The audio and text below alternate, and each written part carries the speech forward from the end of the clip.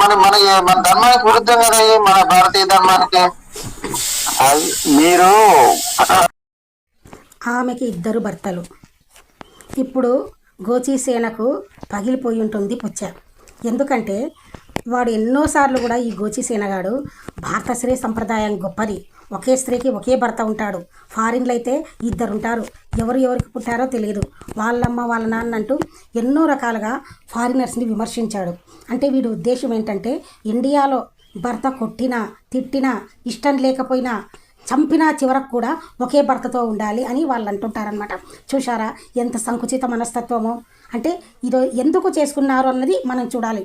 రెండో పెళ్ళి చేసుకున్నారు అంటే వాళ్ళకు ప్రేమ దొరక్కనో లేదంటే కష్టాల మూలంగానో దేని మూలంగానో వాళ్ళు విడిపోయి మళ్ళీ ప్రేమ దొరుకుతుందని రెండో పెళ్ళి కూడా చేసుకుంటారు.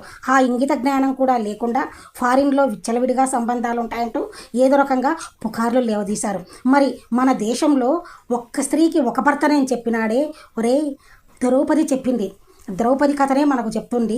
మూఢాచారాల పేరుతో ఒక స్త్రీకి 5 మంది భర్తల్ని 6 బంధల్ని, తర్వాత వచ్చేసి పిల్లల కోసం వేరే వాళ్ళ దగ్గర పండబెట్టడం, తర్వాత వేరే వాళ్ళతో అతిథులు వస్తే వేరే వాళ్ళతో పండబెట్టడం, బ్రాహ్మణుల దగ్గర పండబెట్టడం, ఇవన్నీ మన చరిత్ర తెలియని గోచిగాడికి ఏం తెలుసు? వాడికి అసలు హిందూ గ్రంథాలే తెలియదు, హిందూ భారతదేశ చరిత్ర కూడా తెలియదు. అలాంటి వాడు ఇలా కాక ఎలా కూస్తాడు? చూడండి, వినండి. ఇప్పుడు ఆమెకి 2 భర్తలు. ఈ గ్యాప్లో ఒంటరిగా ఉండడంతో చూసారా గోచిసేన. ఇది మన భారతీయ సంస్కృతి. పొరుగు రాష్ట్రానికి చెందిన వ్యక్తిని పెళ్లి చేసుకుంది వసంత. వీరికి ఓ బాబు జన్మించాడు. కానీ అతడితో ఎక్కువ కాలం కాపురం చేయలేకపోయింది. భర్తతో కొట్లాడి పుట్టిల్లికి వెళ్ళిపోయింది. అంటే భర్త మంచోడైతే ఆడవాళ్ళు విడాకులు ఎందుకు ఇస్తారండి? ఈ విషయం ఆలోచించండి. అనంతరం ఓ ఇల్లు అద్దెకు తీసుకొని జీవనం సాగిస్తుంది. చిన్న చితకా పనులు చేసుకుంటూ అటు తల్లిని ఇటు కుమారుణ్ణి పోషిస్తుంది. కూతురు ఒంటరిగా ఉండడం చూసిన తల్లి మరో పెళ్లి చేసుకోవాలంటూ ఒత్తిడి చేసింది.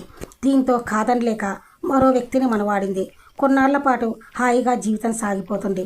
అంతలో వసంత, ఆమె తల్లి, కొడుకు విగత జీవులుగా కనిపించారు. ఈ 3 మృతదేహాలు ఇంట్లో కనిపించాయి. ఆమె సోదరి ఇరుగు పొరుగు చూసి పోలీసులకు సమాచారం అందించారు. అనుమానాస్పద మృతిగా కేసు నమోదు చేశారు. రెండో పెళ్లి చేసుకున్న కొన్ని సంవత్సరాలకి వసంత, ఆమె తల్లి, కొడుకు మృతి చెందిన ఘటన కర్ణాటకలోని కొప్పల్ జిల్లాలో చోటు చేసుకుంది. వివరాల్లోకి వెళితే వసంత ప్రస్తుతం హోసలింగపుర గ్రామంలో తల్లి రాజేశ్వరి, కొడుకు సాయి ధర్మతేజలతో కలిసి ఉంటుంది. గతంలో ఆమెకు ఆంధ్రప్రదేశ్ రాష్ట్రంలోని నంద్యాలకు చెందిన వ్యక్తితో వివాహమైంది. వీరికి ఓ బాబు జన్మించాడు.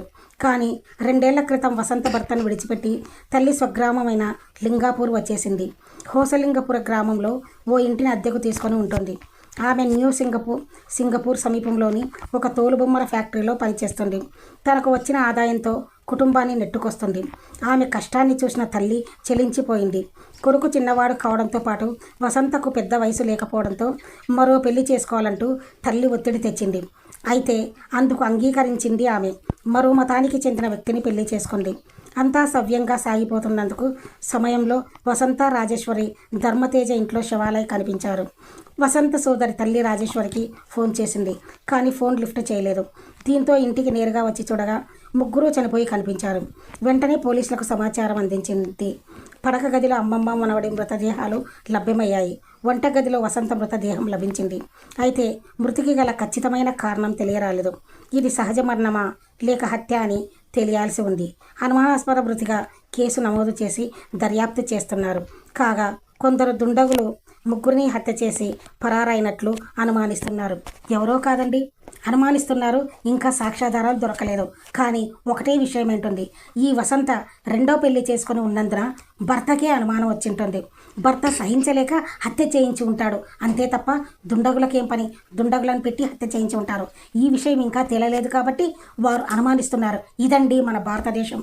అరే గోచిసేన, ఫారిన్లో అందరూ పెళ్లి చేసుకోర్రా. ఒకే భర్త ఒకే స్త్రీతో కలిసి ఉన్నవాళ్ళు ఎంతోమంది ఉన్నారు. కానీ మన దేశంలో అయినా ప్రపంచంలో అయినా ఎక్కడైనా సరే భర్తను భరించలేకపోతే, భరించలేని పరిస్థితి వస్తే ఆ స్త్రీలు విడాకులు ఇచ్చేస్తారు. అంతే తప్ప అందరూ ఇవ్వరు. ఎందుకంటే ఈ విషయం అర్థం చేసుకో, మన ప్రపంచంలో ఎక్కడైనా సరే ఒక భర్తని భరించలేకపోయినా ఒకానొక స్థితిలోనే ఆడవాళ్ళు విడాకులు ఇస్తారన్న విషయం ఈ గోచిసేనకు అర్థమైతే ఎంత బాగుండు.